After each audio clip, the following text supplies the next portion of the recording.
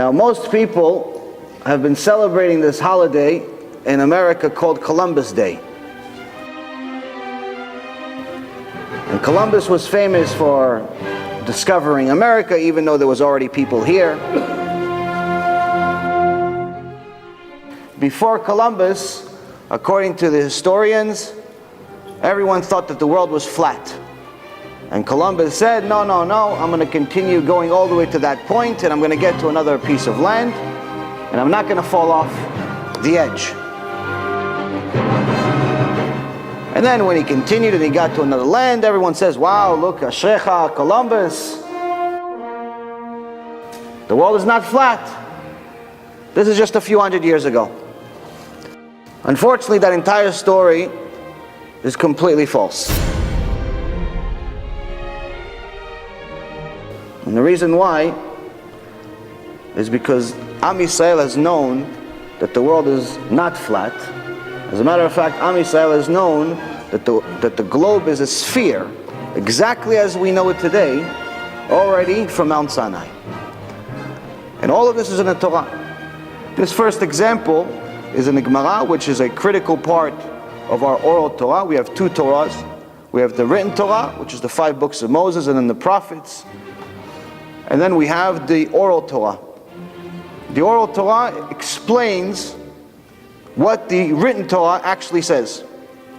And most people that don't want to believe in Judaism, whether it's because they're Jews and they don't want to keep mitzvot, or they're Christians and they're saying that some other guy came and saved everyone and now you don't have to do anything. All types of nonsense that people create in their mind. But everyone has a problem with this oral Torah. Even though HaShem said that He gave us the oral Torah in Mount Sinai also. But people say, no, but rabbis mentioned their names in the oral Torah. These rabbis weren't alive during Mount Sinai. Yes, but the information in the oral Torah must be divine.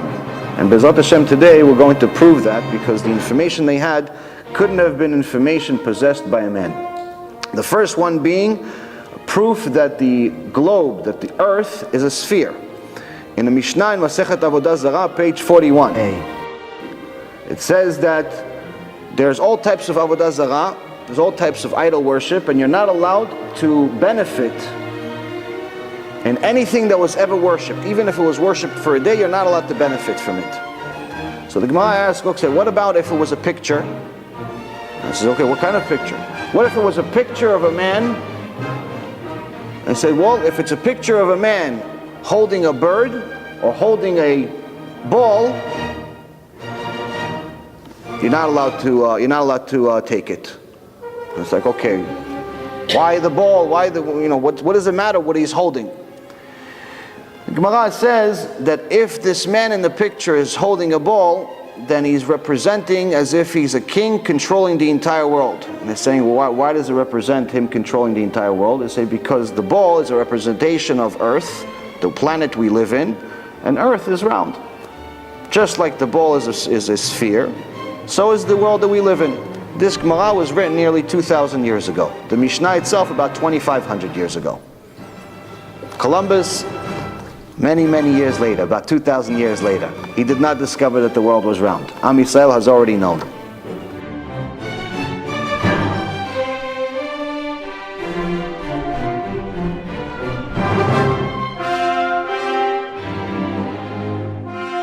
Now, in the Torah, we have a lot of things that in our current generation people get shaken up by.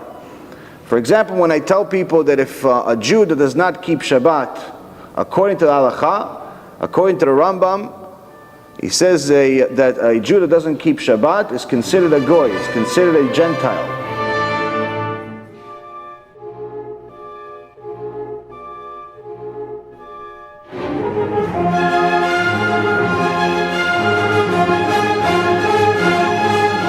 Considered not Jewish. But what kind of a Gentile? Because there's something called Chasdei Umot HaOlam, which is the righteous Gentiles, the righteous non-Jews around the world. Rambam says, no, not the righteous one. These are tzaddikim, they have Olam Haba. The Jew that's not keeping Shabbat, he's considered an idol worshiper. An idol worshiper. He doesn't keep Shabbat, he drives on Shabbat, he smokes cigarettes on Shabbat, watches TV on Shabbat, he's considered a complete idol worshiper. Now when I tell people this during the shul, it shakes them up. They go, what do you mean? I'm a Jew, my mom was a Jew, my dad was a Jew. I went to Beknesset 3 times last year. I give some tzedakah once in a while. What do you mean?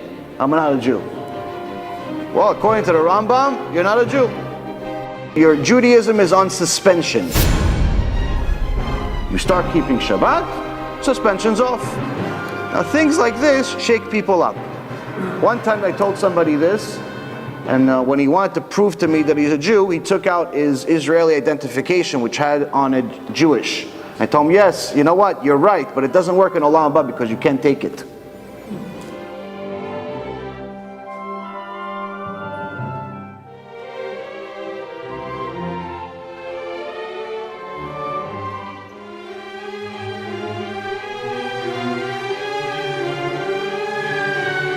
What proof is there that the Torah is really from God? What proof is there? So now HaShem tells us in the Torah, there's certain types of food that you are not allowed to eat. If it's a fish, if you want to eat seafood, it has to have 2 signs. It has to have fins and it has to have scales. This is directly in the Torah. This is in the 5 books of Moses.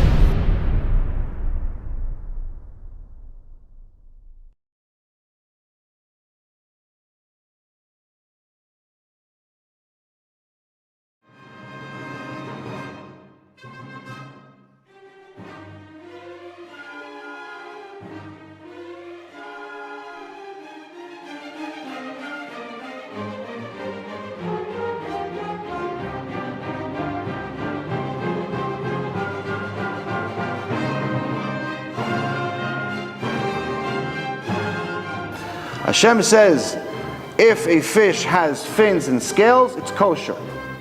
If it doesn't have scales, then it's not kosher. So Chazal says, what do you mean it doesn't have scales? It says, because you'll find fish that just has fins with no scales, but you will never find a fish that just has scales but no fins. Which means that this information cannot come from mankind. Why? Because in order to, if you're going to write this in a book, and you want everyone to follow this book, then that means that you're not going to put something that could easily be proven wrong. If somebody goes, to the beach and fishes a fish, and they find a fish with just scales, you have yourself a mistake in the Torah, chas v'shalom. If there's one mistake in the Torah, the entire book is canceled. There's no more Judaism. You no longer have to fast on Yom Kippur. You no longer have to keep Shabbat. There cannot be a mistake in the Torah. Why? Because it's divine. Divine means it's from God. God does not make mistakes. So now you have a situation where whoever said this, that every fish that has scales must have fins, must have known every single fish that will ever exist. There's over 2 million species that we know of on Earth. There's over 40,000 different types of fish that we know of. That means that whoever said this 3,300 years ago had to have known everything that not only existed back then, but would ever exist, including mutations. And until this day, no one has ever found a fish with just scales, but no fins. You have many fish, like sharks, dolphins, and so on, that just have fins. But you'll never find a fish that just has scales. Which means that even if you find a fish that's cut off, you cut off half the fish, and you don't have the side that has the fins, and you only have scales. Gemara says, you know for sure that it's kosher. Why? Because you're never going to find a fish that just has the scales. So this is just one simple proof that's in the 5 books of Moses that BeEzrat HaShem, all of us read every single year, Parashat Shavua. You should find this in the 5 books of Moses.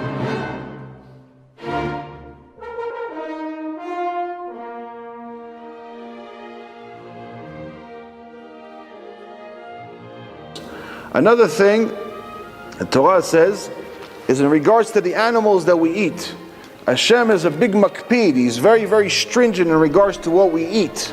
And the reason why is he says that everything that you ever eat, whether it's ice cream, or it's a steak, or it's an apple, or anything that you're ever going to eat, is going to turn into blood. Whatever doesn't turn into blood will come out of your system. Now who told this food, whether it's a steak, to turn into blood, and then the apple comes in, it also turns into blood. And then on top of that, the burger also turns into blood, and the bun also turns into blood. How come it all turns into blood? Because obviously there's an intelligent designer behind all of this. That this blood, according to HaShem, is part of your neshama, it's part of your soul, which means that you are what you eat.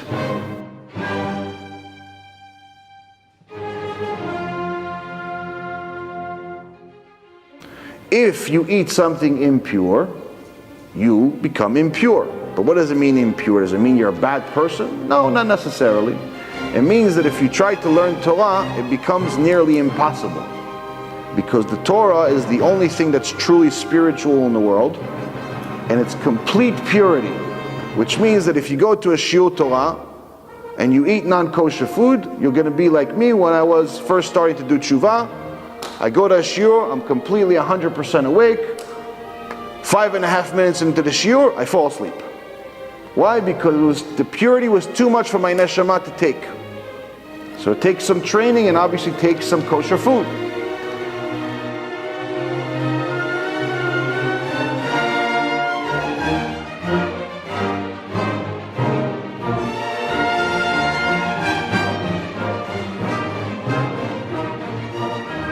HaShem said that how are you going to know if this animal is pure? It says it has to have two signs. It has to have split hooves.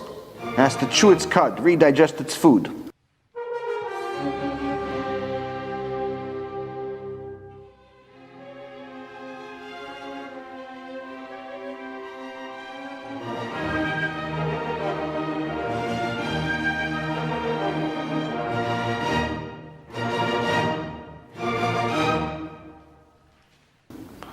You can have approximately 10 different animals that he lists, a little bit more than 10 animals that actually have 10 species that have these two signs. The rest of the animals in the world will not have any sign. It's either two or nothing, except 4. There are 4 animals that have one sign. The pig, the herynx, the rabbit, and the camel. 4 animals. 4 animals only have one of the 2 signs. Every other animal either has 2 signs, which means it's kosher, and the rest of the animals in the world have nothing.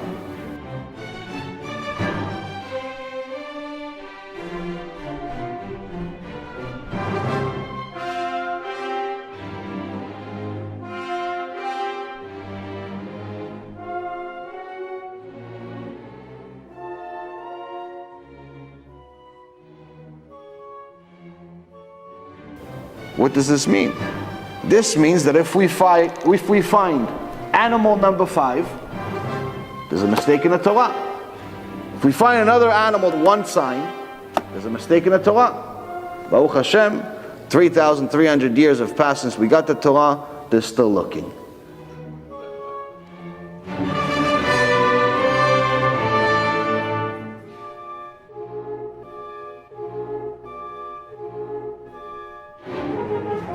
Another interesting thing that HaShem said about the animals, about kosher animals, that we didn't talk about in the last shiur, is that He wanted us to identify the kosher animal from the outside because that's easy for us to know, easier for us to identify.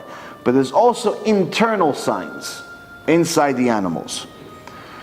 Now, according to Judaism, in order for an animal to be allowed for us, to be permitted for us to eat them, they have to be slaughtered in a kosher way. And slaughtered in a kosher way means that the animal cannot suffer, even for 1 second. Now, if you look at a slaughter from the outside and you're not familiar with slaughtering, slaughtering looks really horrendous. It doesn't look like it's not painful, but there's actually scientific proof that it's not painful. All of the non-kosher animals, including mankind, have all of the blood at some point travels from the heart to the brain. Now, someone is considered alive as long as there's blood going to the brain. As soon as the blood stops going to the brain, you're considered dead. It's not if the blood stops going to the heart. That's just a heart attack and Be'ezrat Hashem somebody gets back. But as soon as there's no longer any more blood going to the brain, you're considered clinically dead. So now, as soon as we disconnect the blood from the brain of the animal's officially dead. Meaning that it's no longer functioning, it dies within a matter of less than a second. Now all of the animals have two veins that connect to the brain. On the bottom of their neck and on the top of their neck. Which means that regardless of, let's say for example, if this is the head of a horse, that means that there will be a vein on the bottom and a vein on the top. Even if we cut the vein, if we slaughter it on the bottom, there's still going to be blood coming from the top. Which means that until all the blood comes out of the bottom, he's still going to be alive and he's still going to suffer. He's going to feel the pain because he's still alive. There's still blood going to the brain from the top. So this means that there's no clean way to slaughter a horse or a camel or so on. But if you look at the kosher animals, if you look at the cow, you look at the lamb, you look at the ones that we're allowed to eat, the deer, there's only a few animals. There's a very unique thing about their creation. They also have two veins. But right before they get to the brain, both of the veins connect and become a single vein. Which means that when the rabbi slaughters the animal, he's only cutting one vein, and by the time the remaining blood goes from the end of the vein, from where you cut, to the brain, the animal is already dead. Which means that scientifically, it has never felt pain. If the animal feels pain, it's no longer kosher. So again, this is something that we wouldn't have known 3,300 years ago, unless God told us. And HaShem is telling us that if we have this kosher food, then we can learn His Torah, then we can connect to Him.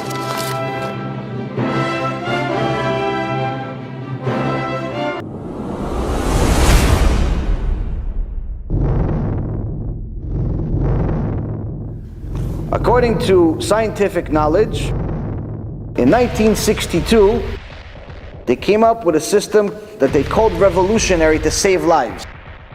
They called it CPR. CPR, someone can't breathe anymore, you give him CPR, you bring him back to life. This is in 1962, and it's approximately 60 years ago, or 50-something years ago, and people call this revolutionary. This was a life changer, and technically it was if you didn't know it existed. But according to Chazal, in Yalkut Shimoni, in last week's parasha of the Meraglim, we had the spies go to Canaan, which is later to be called Israel. And what do they say they saw? They saw giants. Now this midrash was written nearly 2,000 years ago. This Chazal is telling us that when they saw the giants also saw them. And they screamed such a loud scream that everyone passed out. Everyone passed out.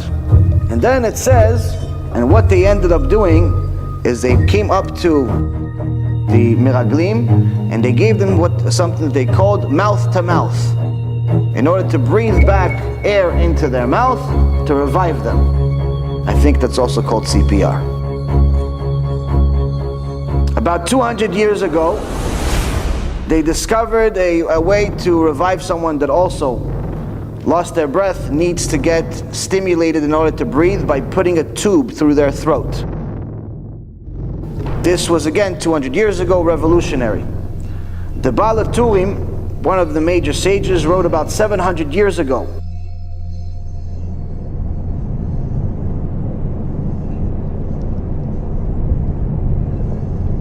There were two women written in the Torah in the Sefer Shmot in Exodus.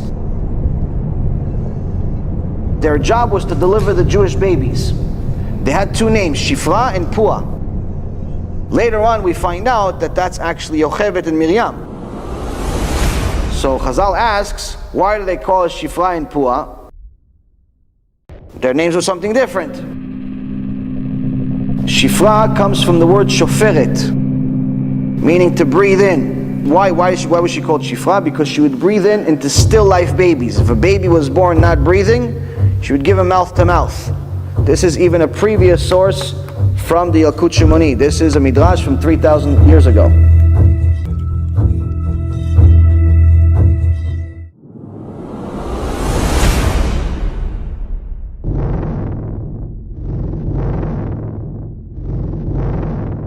One of the main things that we find impressive about doctors is that they're able to make surgeries less painful. Until just a few hundred years ago, if you were using secular medicine and you had to have a surgery, whether it's for a broken leg or it's for any type of other issue, most people would actually die from pain. Most people would die from the pain because the best mechanism they had was making the person drunk, which usually is not very good for recovery. But about 200 years ago, they came up with a way that they would give someone a drug, which is in essence poison, and it would put them to sleep, and they would all hope that he would wake up. A large percentage of the people would not wake up. So now that we discovered anesthesia, where they give something in a scientific way, in a precise way, you go to sleep for an hour, 2 hours, 10 hours, 20 hours, they do whatever they have to do for your body, you wake up, 1, 2, 3, and everything is great. So we're very happy about this. And we give doctors a lot of money because of this genius wisdom they have. The problem is they didn't discover it. In the Gemara, again, the oral Torah, the tractate of Bava Metzia, page 83b, Rabbi Eliezer, the son of Rabbi Shimon Bar Yochai, the one we celebrate Lag BaOmer, that guy, everyone knows Lag BaOmer, not everyone knows Rabbi Shimon Bar Yochai. So, Rabbi Eliezer, his son, one day someone called him wicked. He says, you are vinegar coming from wine. Your father, Rabbi Shimon, he's wine, he's tzaddik, but you're vinegar. And the reason why is because Rabbi Eliezer would actually help the Goyim by sending all the Jewish criminals to them. If there were Jewish criminals, he would send them to the Goyim. Who wants a Jewish criminal? Someone that's hurting other Jews, you have to arrest them. So you would tell on them. And this guy said, what are you telling the Goyim about our nation? Even though they're wicked, you shouldn't say anything.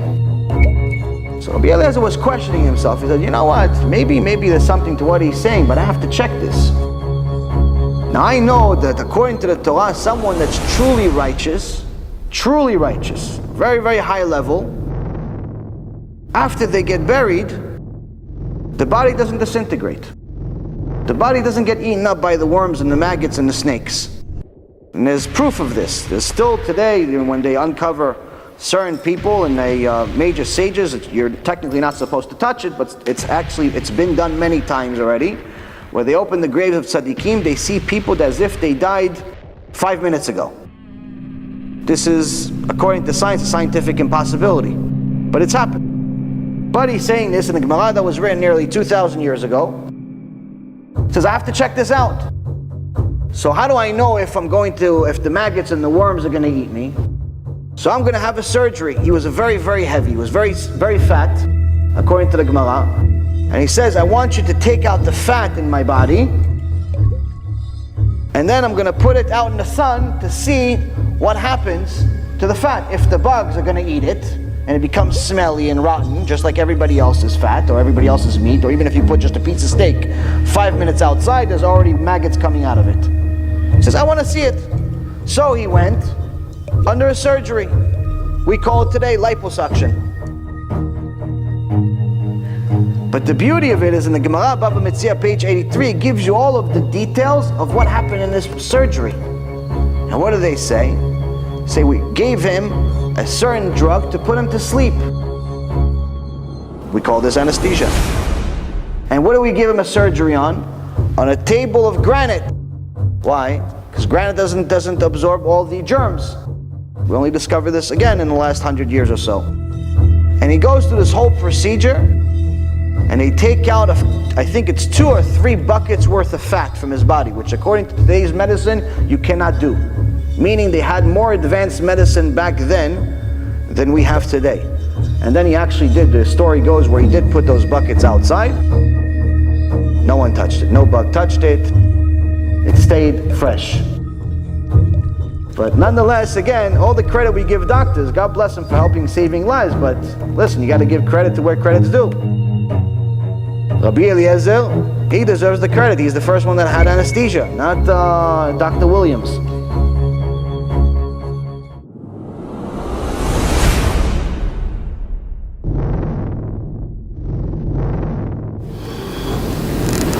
Until 1881, approximately 140 years ago, no one really thought that flies, the little annoying bug, really do anything. They just thought, listen, it's just an annoying little bug. But in 1881, scientists realized the flies actually transfer disease. And so do mosquitoes. They transfer disease. Until then, when the Jews told them, listen, we have a Gemara, in Masechet Ketubot, page 77b, Rabbi Yochanan says, be careful of flies of Baal Ra'atan that will transfer disease. Baal Ra'atan was a certain type of disease. He says that disease is transferred to flies. Gemara, almost 2,000 years ago. So why didn't they read the Gemara? Oh, it's not popular anymore. So we had to wait for them 2,000 years to realize what we already have.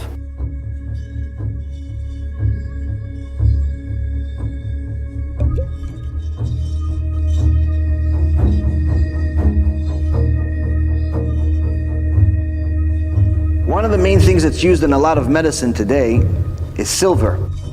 Silver is used in medicine in order to heal wounds.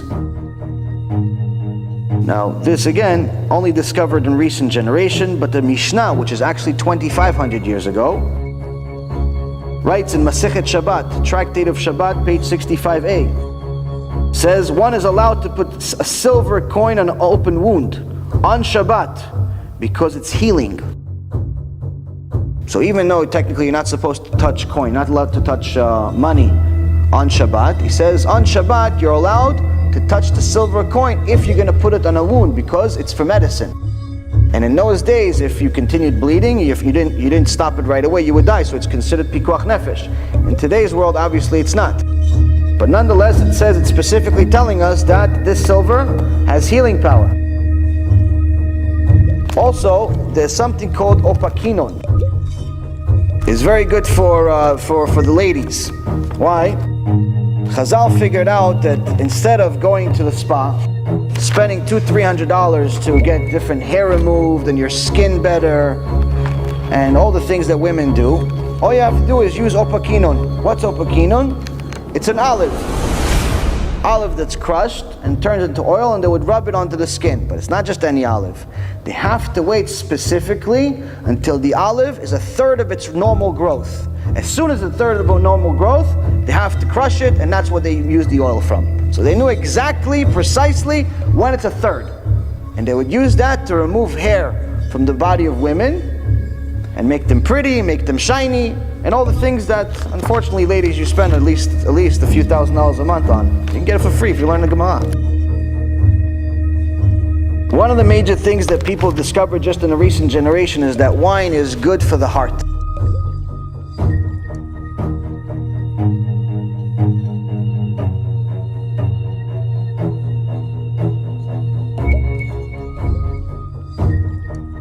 But this you actually can find in both Masechet Brachot and as well as Masechet Avodah Zarah and several other places in the Gemara that it specifically talks about the difference between wine and beer. It says beer is terrible for the heart, but wine is very good for the heart. So they also knew exactly what's good for the heart. They knew a lot of the things that we again just discovered recently.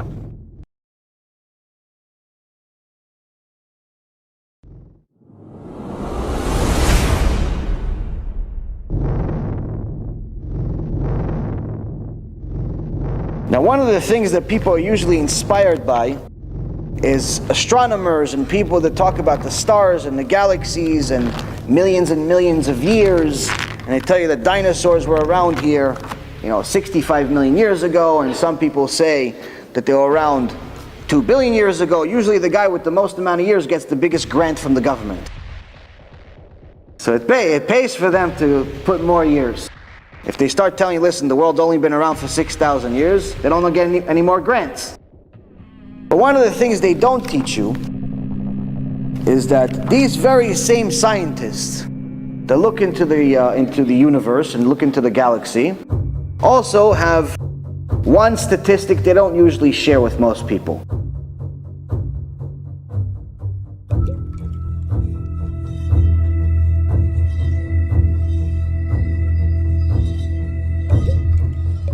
is that every galaxy, according to their knowledge, this is secular knowledge, every galaxy has an exploding star.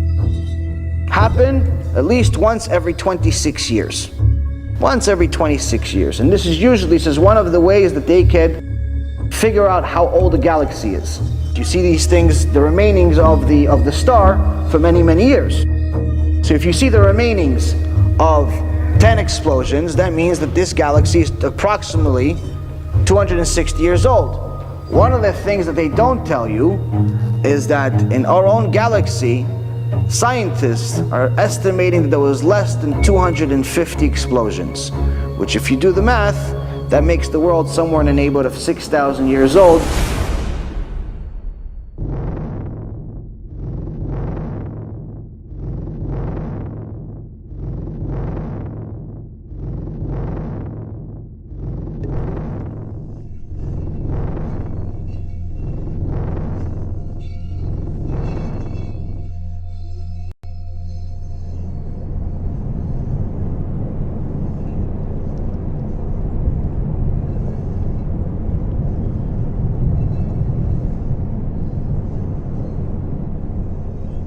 Which is very, very close to what Am Yisrael has been saying for 6,000 years. Another thing that they don't tell you is that NASA has spent close to $900 billion on different programs to discover different things for the stars, for the galaxy, for the sun. One of the things that they've tried to identify is exactly how many stars we have in the universe. In 1994, NASA came out, connected a supercomputer to a very high-end telescope, and they did a calculation, an estimate of how many stars they have in the universe. According to their estimate, there's 10 to the 20th power. 10 with 20 zeros after it, approximately, in stars. In the year 2004, 10 years later, a university in Australia came out with a little bit of a smaller number, and they said, no, it's not 10 to the 20th power, it's actually 10 to the 18th power. Now, they could have saved all this money, because on Gemara, Masechet Brachot, page 32, we have the exact number. Now most people, when they read this Gemara, they don't usually think about stars. So I'll read this Gemara to you, and you tell me what you think. The story goes where after Am Yisrael suffered from having the destruction of the Bet HaMikdash, they screamed to Hashem, and they said to Hashem, Hashem, even a husband that divorces his wife, still if you ask him years later, do you remember the wife that you divorced? He says, yeah, I remember her. But you have destroyed our house, you destroyed your house, and we feel like you've left us. That's what Am Yisrael says. The fact that it was their fault for the destruction, they're not mentioning. Similar to us today. We always complain to Hashem, but we don't look at ourselves in the mirror. Oh, listen, why would Hashem give me anything good if I'm not keeping Shabbat, I'm not keeping Tarat Mishpacha, I'm not keeping kosher, I'm not keeping any laws. The last law that I kept was I gave a dollar to a homeless guy. The one before that is I went to Beknesset once last year. So we have to give Hashem a reason. So here in the Gemara, Hashem answered them. They had more merits than we do. Amar la HaKadosh Baruch Hu, the Holy One, blessed is He, responded to her. Meaning He's calling Am Yisrael his daughter. Biti, my daughter. 12 constellations that I create in the firmament, and above each and every constellation I created 30 army commanders. And about each and every army commander I created 30 legion. And about each and every legion I created 30 ra'aton. And about each and every ra'aton I created 30 karaton. And about each and every karaton I created 30 gastara. And about each and every gastara I suspended in the firmament, meaning in the sky. I'll explain all of this in a second. I suspended in the firmament 3.65 million stars, corresponding to the days of the solar year, and all of them I created only for your sake.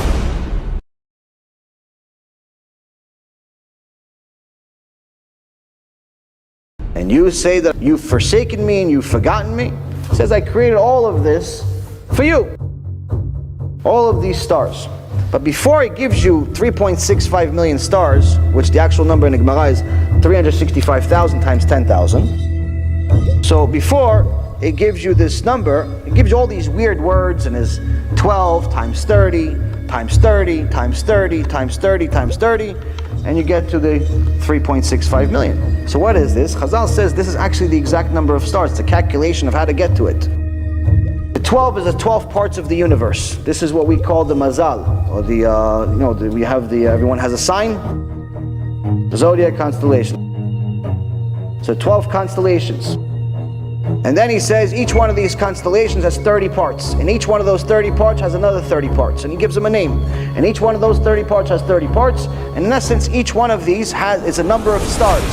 And the calculation goes 12 times 30 times 30 times 30 times 30 times 3.65 million. And then you get a number. And the number is 1064340, and then it's 12 zeros. The number is approximately 10 to the 18th power. So finally, they caught up to us.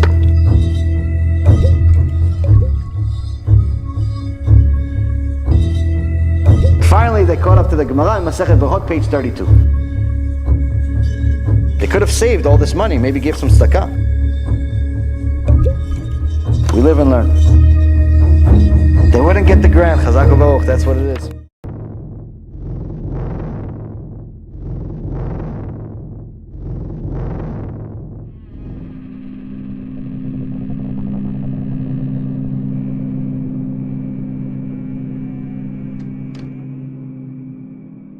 Hashem says that at the end of days, He's going to punish the wicked and reward the righteous with the same tool on this earth.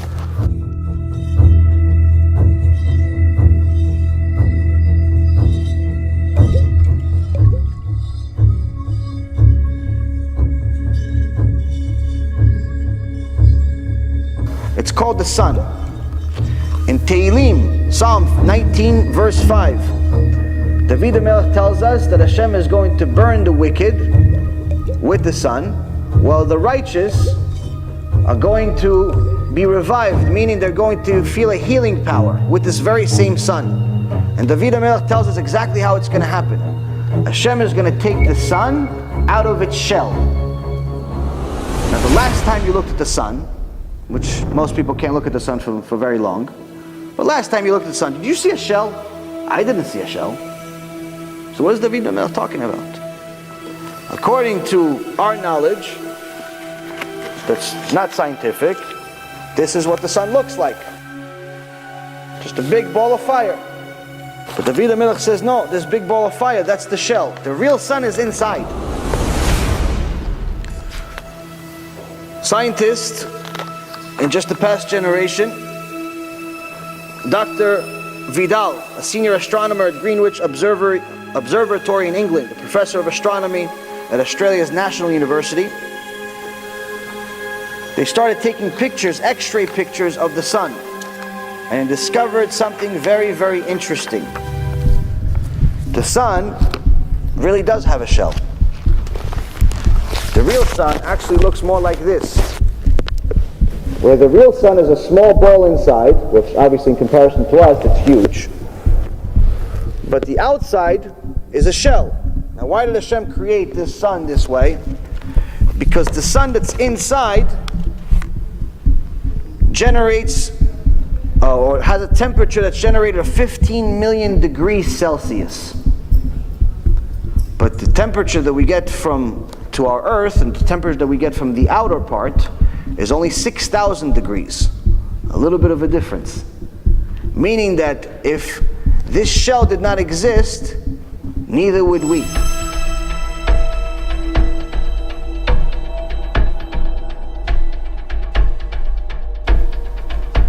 The sun generates every day with the 6,000 degrees that we get is more power than all the power that mankind has ever produced.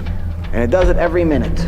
Every minute that the sun exists, it creates more power than we ever had, that we've ever generated as a mankind. But that's with 6,000 degrees. If we really had the real sun, obviously it would be drastically bigger. But scientists also confirmed that the sun is precisely positioned in the only place that would allow us to live. Because if the sun was 1 degree closer to us, the earth would burn immediately. If it was 1 degree further, we'd all freeze. Same goes with oxygen.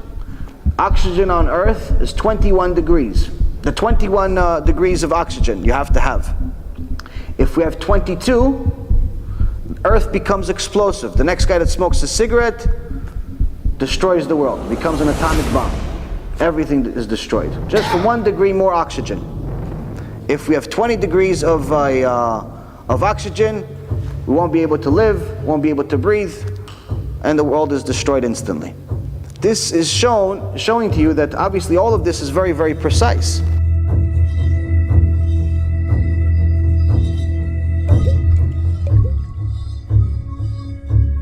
This cannot happen as a mikre, meaning as a happenstance or coincidence. Another thing that the Torah says in Parashat Bereshit, Genesis, we talk about creation.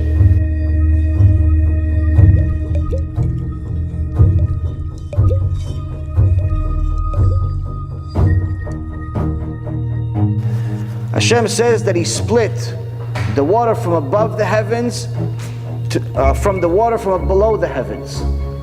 Now the water below the heavens, if the heavens is the sky, water below the heavens, we see it, we know it, it's the ocean. 72% of the world is water. So so we see that there's water. But Chazal says, no. The water here is not the real water. The water here is very, very little. The real water that allows earth, allows mankind to exist is the water from above the heavens. So until recently, we didn't discover any water anywhere. Mars doesn't have water. Pluto doesn't have any water.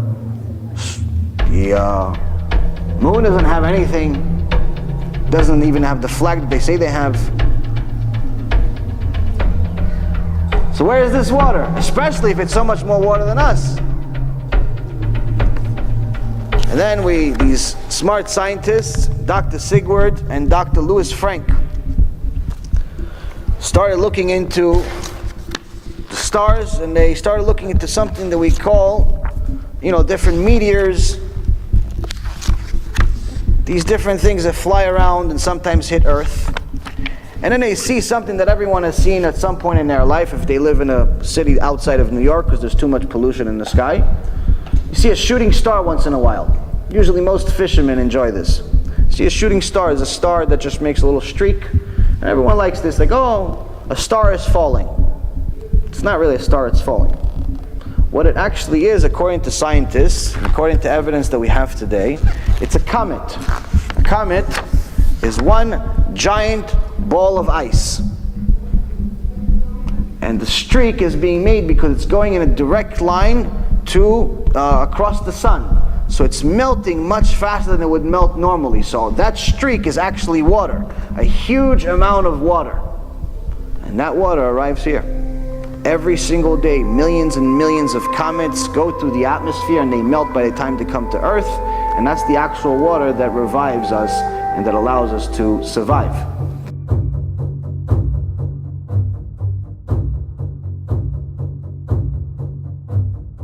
So they said, okay, fine, you proved that there's water above the heavens, but where did you prove that there's more there than here? So these telescopes finally came through, finally caught up to us, and say, oh, actually, the outer shell of the entire universe, so if you have a universe, this is everything.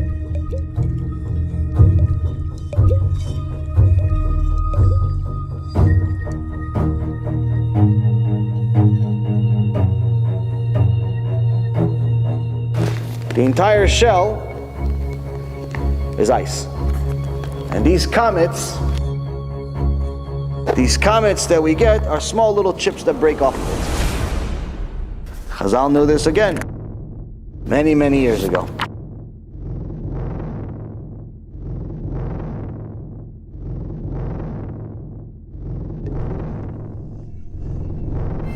One of the most interesting things that I find in this book is something that applies to our life. Most people talk freely, curse freely, speak freely, and think it doesn't really make there's no consequence for this. A famous Japanese doctor, scientist, Dr. Emoto, wanted to see if there's any impact by our words. So he took petri dishes, these little plastic dishes you find in a science lab, and he put some water into it, and he took a few of them, and then on one of them he cursed. The other one, he said nice things.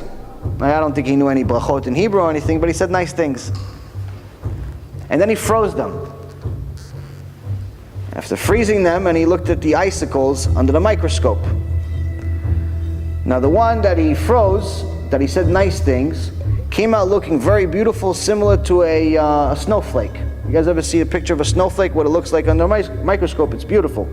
That by itself is the best proof that there's an intelligent designer behind everything, because every single icicle, every single snowflake looks different than another. You're never going to find two of the same snowflakes. And they're all very precise, literally like an artist drew them. And he says when you freeze the water, the icicles look something similar when you say something nice. But when you actually say something nasty, it comes out a little different.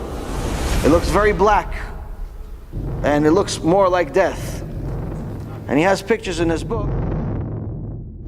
One end, beautiful. Curse looks like it's mud. Both of them are water.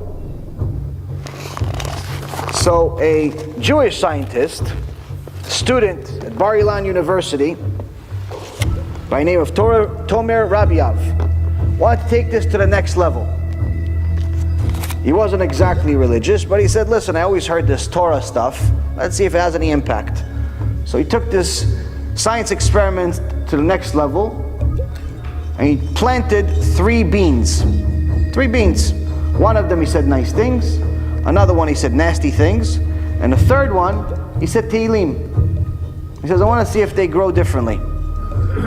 So the one that he said nice things grew normally, grew a little bit, became a little bit of a plant. The one that he cursed at died. Didn't grow anything. The seed died. The one that he said Tehillim grew somewhere in the neighborhood of 5 times the size of the one that he said nice things to. Main reason for all of this is because your body is made up mostly of water. Technically, if you look at your body and what makes up your body as far as the chemicals, you can buy the chemicals in the lab somewhere in the neighborhood of $3 to $5. Most of your body is water. Now, if the words that you're saying are impacting the outside world in such a negative or positive way, what are they doing to your body? You're mostly water. You're a little bit of a bigger petri dish. If we say brachot, the water is nice and beautiful like a snowflake. If we say klalot, we say nonsense. We talk about Oprah Winfrey in the last show that she had. I don't know how much this is going to help. I don't know how much this is going to help the petri dish you have inside you. Another very interesting thing is that if you actually go to the book of Exodus, when we were at Mount Sinai, the very famous event that unless someone's an atheist, everyone agrees that the Jewish people got the Torah at Mount Sinai. But we have something very interesting. It says in the book of Exodus chapter 20, verse 15, the entire people saw the thunder and the flames, the sound of the shofar,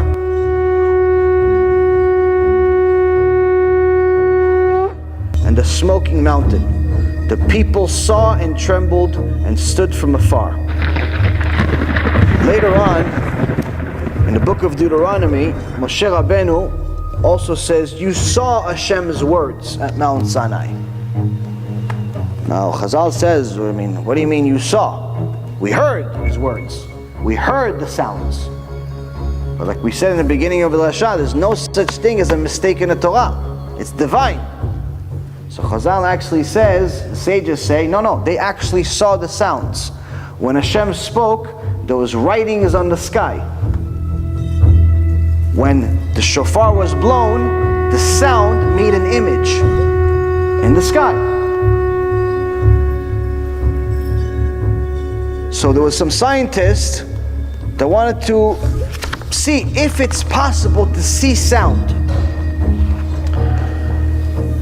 One was a scientist by the name of Yaakov Guggenheim, an engineer, where he connected different machines to his voice, and he started trying to make his voice make this machine draw what he's saying.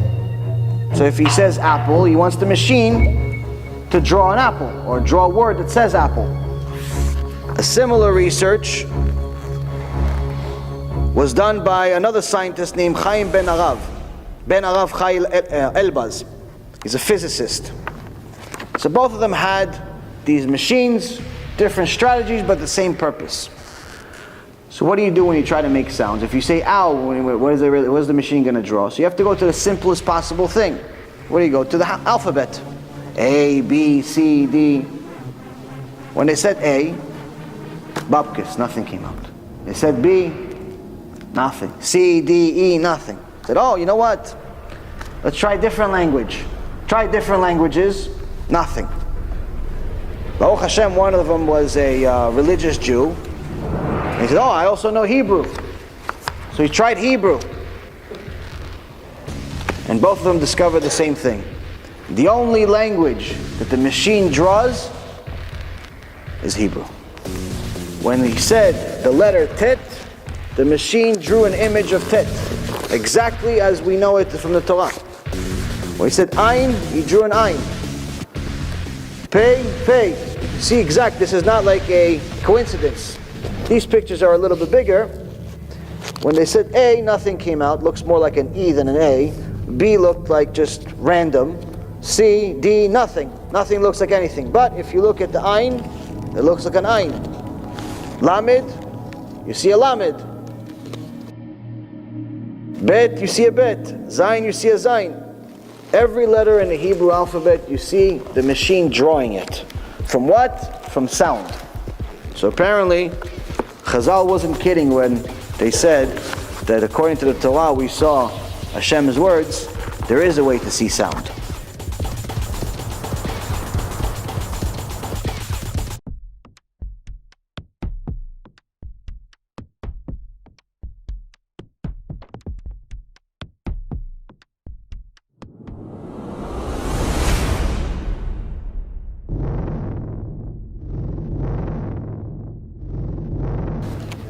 Another doctor wanted to see if we're the only ones that actually have life. So about 60 years ago, Sir Jagdish Chandra Bose, an Indian researcher of internationally renowned and one of the pioneers of research in the field of plant life, started looking into this, started looking into if there's a way to prove that plants have a life. He did more and more research, and then his research, someone took a piggyback off of his research and built on top of it a person by the name of Cleve Baxter. Now Cleve Baxter was actually an American polygraph expert. He had nothing to do with this experiment. But he wanted to see one day if you could detect anything from a plant. So he connected the polygraph to the plant. Obviously the plant's not lying, he's not saying anything. So he tested it. So he brought a fish, and he took the fish out of the bowl. And automatically he started seeing the plant, the polygraph start making moves as if it's panicking. He put the fish back into the bowl, and the plant calmed down. Then he lit a match, saying to himself, I'm going to burn this plant. the plant started making the same type of movement as if someone that's actually in a panic, someone that's being burned. And then he said, okay, you know what, maybe, okay, it sees apparently this plant, but can it read a mind? So his friend came into the room, and all of a sudden he saw his plant making a similar gesture to someone that's very upset. He says, what did you think? Honestly? He goes, yeah, what did you think? What did you think? I'm researching something. I just thought that my plant is nicer than your plant. Apparently the plant also has feelings. Chazal said this already in the Torah. It says that when a tree falls, you could hear, when a tree is cut, you could hear the screams of the tree from one end of the earth to the other end of the earth. They weren't talking figuratively, they were talking serious.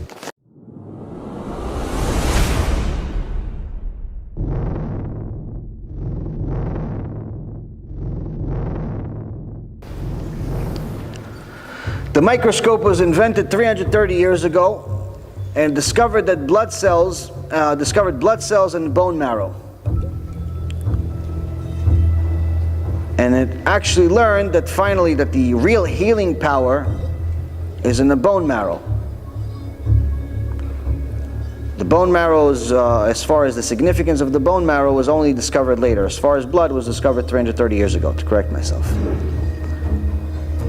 In the Gemara Masechet Chulin, the Gemara Tractate Chulin, page 125a, Abaye, one of the greatest sages that ever lived, he's in practically every page of the Gemara, says, an animal with the exterior wound, the brain of bone, which is in essence bone marrow, deals from within the outside, meaning that the healing comes from within the bone to heal this wound. There's a disease called hemophilia. Women carry this, but it affects only men.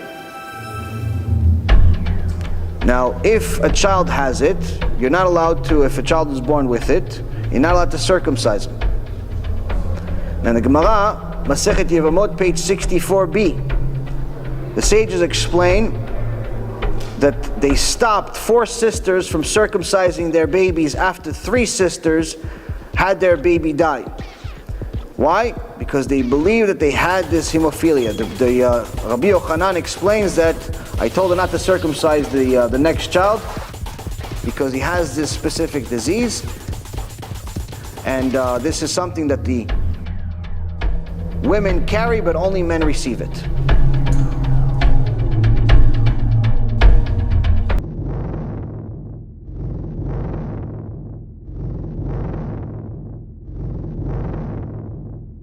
The Gemara in Masechet Ketubot, page 77b, discusses how to heal a Baal Haratan, that same disease that we're talking about that you can get from flies.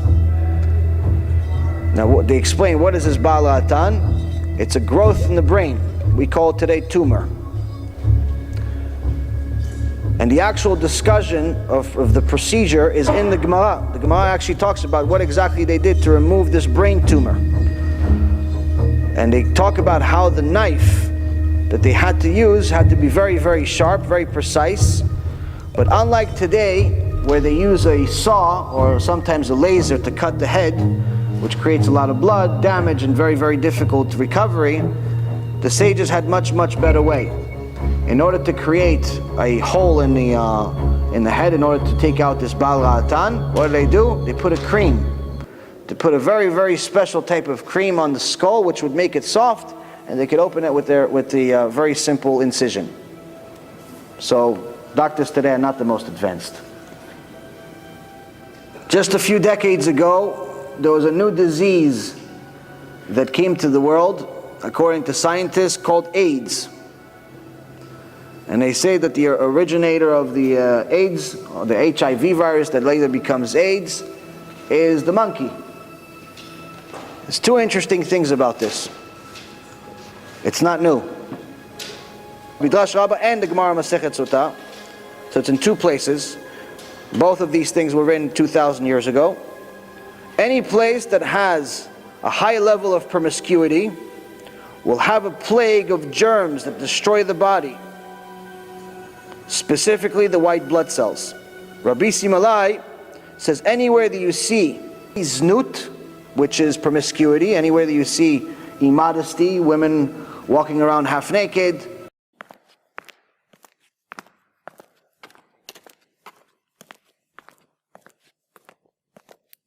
which has become common today, or people that are promiscuous, which is celebrated today in our world.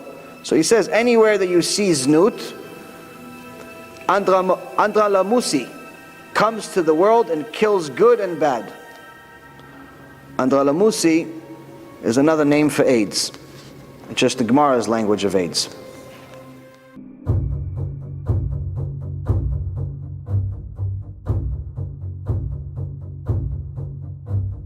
Now, one other thing that's very, very interesting about AIDS is something called Torah codes. Torah codes is finding secrets within the Torah using math, using computers and math. Where, for example, if you want to find certain information, let's say, for example, you want to find something that's already happened. So, for example, you want to find information about the Holocaust. Holocaust has happened, we know that it's happened. So there's different information, relevant words. You want to find where, if the Torah is divine, that means that it has to have all knowledge, not just knowledge that existed 3,000 years ago. It has to have all knowledge, including today's lecture. So now, you have to have a way to find it. One of the ways of finding it is using something called Torah codes, where you look for a specific word, and the computer program will find this word in the Torah using equal mathematical skips, meaning that, let's say, for example, you look for the word Hitler in יימח שמו וזכרו. Okay? Now you're looking for it obviously in Hebrew. So first you look for the letter Hey, then you look for Yud, because obviously Hitler didn't exist 3,000 years ago. So you have to look for it. How is it going to find it? So if the computer finds this word, he's going to find this word where each one of the separation between each one of the letters has to be equal. Meaning the Hey, let's say there's 50 letters space, and then there's the Yud, and then there's another 50 letters, and then there's another letter, and so on. But it has to be equal mathematical skip. Meaning, in order for you to see that this is actually not just a random word, the separation between each one of the letters to make up this word have to be equal. And the lower the number, the more you see that this is intelligent design and not just something that's random. A lot of people try to challenge Torah codes by saying, yeah, we found interesting words even in the book Fiddler on the Roof and Harry Potter and all of these other books. This is complete nonsense. Number one, they didn't find anything relevant. And number two, when I tell you what they actually find in the Torah, you'll understand why there's nothing compared to Torah codes when you actually know what you're talking about. Now, when they looked for Hitler and the Holocaust and all the evil things that they did to us, they find all of these words, all of them, in the same page in the Torah.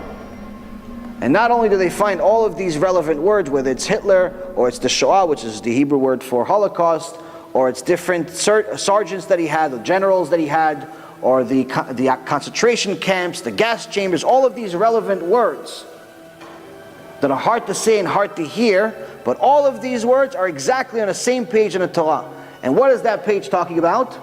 It talks about what happens when Am Yisrael doesn't listen to HaShem, the punishment we get. So you see that the page that you find all of these words is the very same page that is relevant to these words.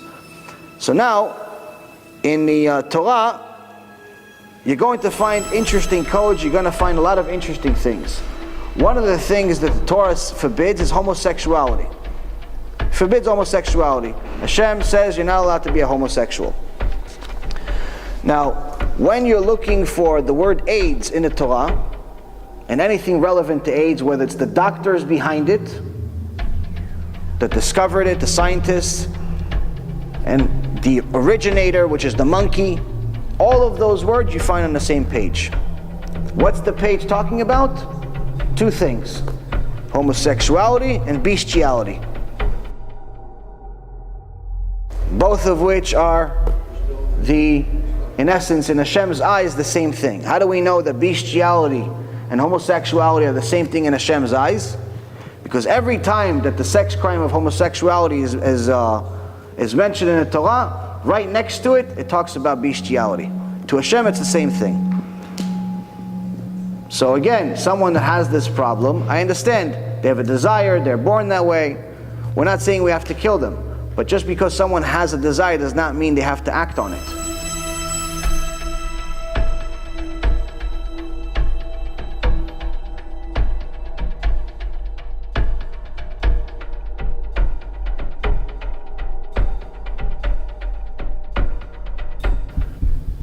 If you have a person that you know that's a kleptomaniac, and they need to steal things, you're not going to invite him into your house. Yeah, but he was born that way. He's a kleptomaniac. Yeah, but let him be a kleptomaniac somewhere else. I don't want him to steal my stuff. Or if one of your children, chas v'shalom, has a friend that's a pyromaniac, likes to light things on fire. Yeah, but Ima, it's my friend. Yeah, but he's going to burn our house, Bubby. Go play in his house. Burn his house. Won't burn my house. Yeah, but he was born that way, Ima. Okay, let him be born that way over there. Meaning that just because someone has a desire doesn't mean we have to accept it to be politically correct. This is all complete nonsense. We have to do what the Torah says, because now that we see all of these proofs, we know for sure that Hashem is the one that told us.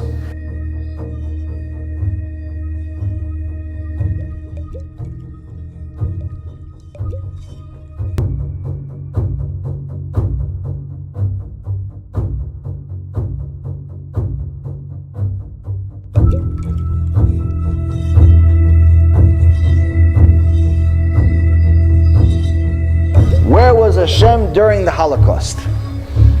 There's a very simple answer, and it's not politically correct. The answer is, He did it. That's the answer. He was there. He's the one that did it. And not only did He do it, He told us He would do it. He told us that He would do it 3,300 years ago in Parashat Kitavo. He also told us that He would do it in Parashat Bechukotai. When you look at the Torah codes for the Holocaust, you'll find many of them in Parashat Kitavo.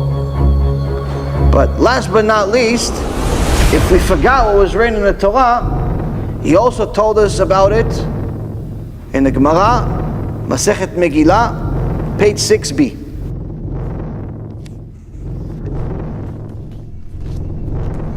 Yaakov Avinu is praying for Am Yisrael.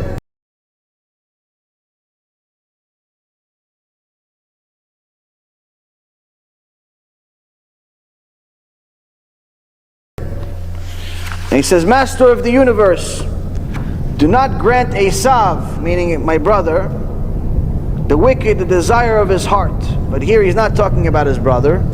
He's talking about Esav, the nation, Edom. Do not grant Esav the wicked the desire of his heart. Do not remove his nose ring. So Chazal ask, what does it mean, do not move his nose ring? So treat him like one of these bulls. A bull as big as he is, but if you pull on the nose ring that the people put on him, he loses all of his power. You can maneuver the bull as much as you want from this little ring. So Yaakov is pleading to Hashem, okay, I understand you have to give him power. He's one of your tools to punish us if we don't do what you say. But at least put a nose ring on him. Control him. Don't give him what he wants, meaning don't give him free will to do whatever he wants to us. We still haven't talked about Germany. So now it talks about Germany. So the Gemara says, what is this referring to? Zu Germania shel Edom. שאלמלא אין יוצאים מחריבין, כל העולם כולו. Translation, this is Germania, a royal province of Edom, who if they would but go forth, they would destroy the entire world. In Hebrew, the word for Germany is Germania. And by saying this Germany is one of the descendants of Esav, of Edom. So now this could just be a coincidence. Germany, Germania. How do we know this is written 2,000 years ago? How do we know this is definitely it? Number one, Germany did not exist 2,000 years ago. There was no such country 2,000 years ago. If you look at the US government archives, which I did, and you look at the history of Germany, you see that Germany was founded 800 years ago by a combination of 300 barbarian nations. 300 barbarian nations came together and created the country called Germany. So let's see what the Gemara says.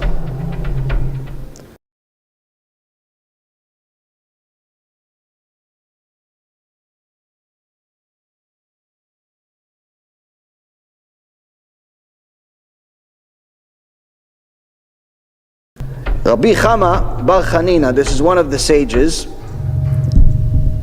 says there are 300 crowned princes in Germania of Edom, and there are 365 chieftains in Rome. And every day one group goes forth to encounter the other group, and one of them is killed. And they would then have the trouble of appointing a new ruler. So now we see that Chazal is explaining to us, yes, this Germania, it's come together from 300 chiefs, 300 leaders, 300 nations. But eventually it's going to have 365 generals within it, where every day they're manipulating each other in order to kill one another, in order to become the official leader. This is what actually happened to Germany, where if it wasn't for their terrible leadership at the end, they could have actually won the war. So now that we see that even this Hashem told us about.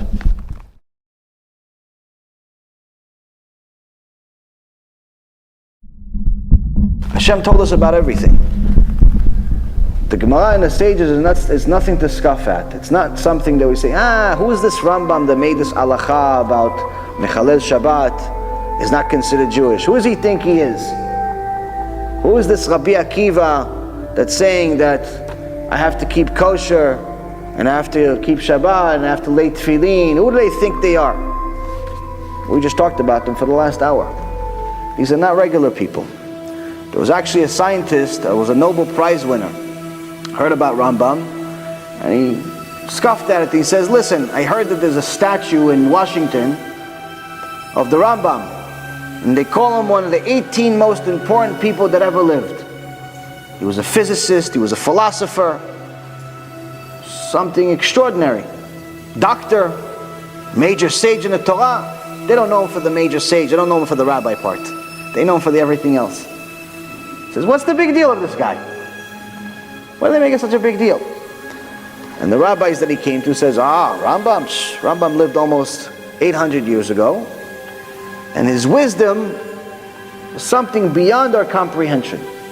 He says, I'm a Nobel Prize winner, I know it's nothing big deal about him. Like, listen, Rambam not only wrote the halachot and broke down the Gemara, the oral Torah for us to understand what to do, what not to do, what's tahor, what's taref, black, white. He told us exactly what to do. But he did it in a similar style, le'avdil obviously, the big difference, but nonetheless he did it in a similar style as writing of how Hashem wrote the Torah. Meaning that Hashem did not put one extra letter in the entire Torah. Everything was precisely there, and there's not one extra letter, there's not one extra sentence, there's not one extra dot in the Torah. Meaning that Hashem used the least amount of letters, least amount of words to provide the most amount of information. Einstein used to say, if you can't explain something in a simple way, then you don't understand it well enough. If you truly understand something, that means that you have to be able to explain it to anyone, including a 4-year-old child. To show true wisdom, you have to show it in the least amount of words. Like sometimes you see books, and they're 800 pages, but in reality the guy could have written all of that information in 30 pages. Why did he write it in 800 pages? Either number one, he doesn't know the information well enough, or number two, he knows no one's going to buy a 30-page book for $50. But they'll buy an 800-page book because it looks more significant. So the Rambam wrote the halachot in the least amount of words. So this scientist scoffed at it and he said, what's the big deal? Give me an halakha, I'll learn this halakha, and I'll write it in the least amount, less words than him. I said, okay, learn it, the simplest halakha there is. Whatever you pick, you do. Go work on it as much as you want, then come back to us and explain that halakha, the entire halakha, in the least amount of words. He worked. Several months later, he came back. He says, okay, this is the halakha. He wrote the halakha. He wrote it in 31 words. They peeked at the Rambam, like, no, a little less. Few more months, 27 words. A little less. Few more months, he got it down to 21 words. Explaining an entire halakha. Entire halakha, you could read several books about one halakha. So this is actually, he's not a fool. But nonetheless, he got to 21 words. It's like, he was completely confident. He was like the Tam and Aviram. In our week's parashat Korach, where after they went against Moshe Rabbeinu, they're walking with their heads high, and the Torah says they're walking straight up with a lot of gava. So he thought he got the job done. 21 words. He opens the Rambam, 7 words. And not only 7 words, but those 7 words explain the halakha much better than the 21. When you actually start studying Rambam, just a little bit, you start realizing that the smartest person we have in today's generation is closer to a monkey in intellect than he is to the Rambam. That's the difference. And the Rambam was 800 years ago. He wasn't even enough to be one of Rabbi Akiva's students 2,000 years ago. Why? Because the least of Rabbi Akiva's students had enough kedusha and wisdom to revive the dead. So the Rambam was not enough to be one of Rabbi Akiva's students. But people say, what does Rabbi Akiva know? What does Rambam know? Who do they think they are? Okay, go figure it out.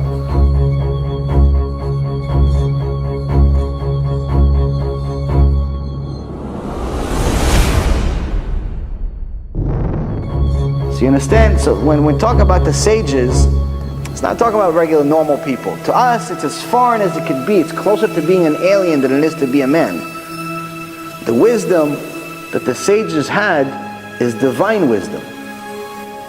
But in our generation, in order for us to do what HaShem wants, we have to have proof. We need proof because our generation is very weak. And this is the reason why it's very important for everyone to know things like this, to learn how you can feel HaShem. Feel HaShem.